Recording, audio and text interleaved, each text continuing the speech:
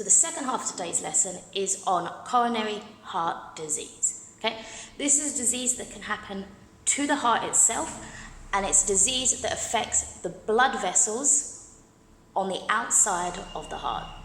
Okay, so I've got a picture here of a blood vessel to demonstrate what happens in coronary heart disease.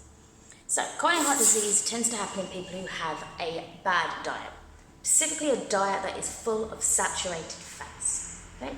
Those saturated fats travel through the body and can end up in the blood and start forming layers to the inside of the artery, like so. They make fatty deposits. That's the first step of coronary heart disease. Now, over time, more and more builds up. Okay? All around the inside of the heart vessels. Okay, so all inside the coronary arteries, like so.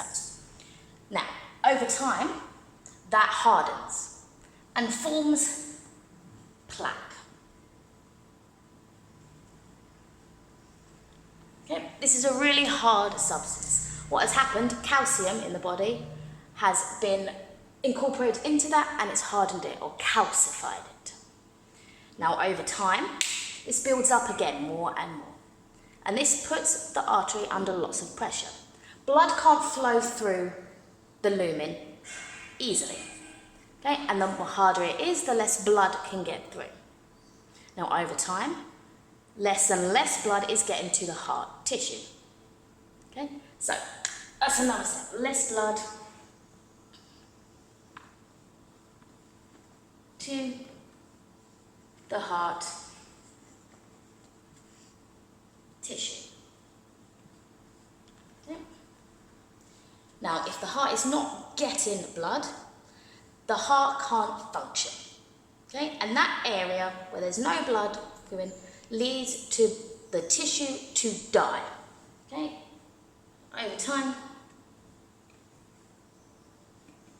heart tissue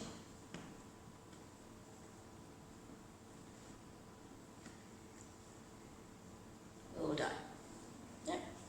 Now, if the heart tissue dies, that part of the heart can't work and therefore can't pump blood.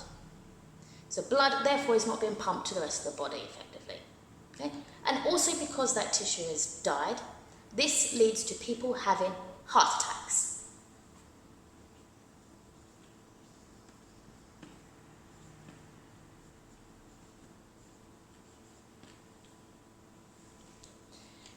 Now this is when it's happening to the heart.